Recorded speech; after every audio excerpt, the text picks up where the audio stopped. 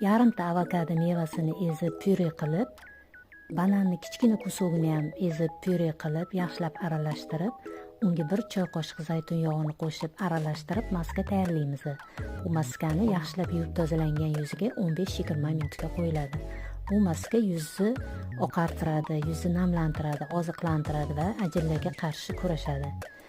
Agarda yuzinglarni oqartirish effekti kuchliroq bo'lishini xohlasanglar, yuzinglarni terisi ta'sirchan bo'lmasa, 1 choy qoshiq svejiy limonni sokini qo'shib yuborishingiz mumkin.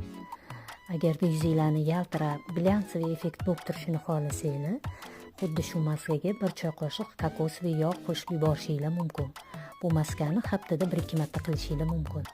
Albatta, har bitta maskani qilishdan oldin allergiyaga test qilishni unutmang.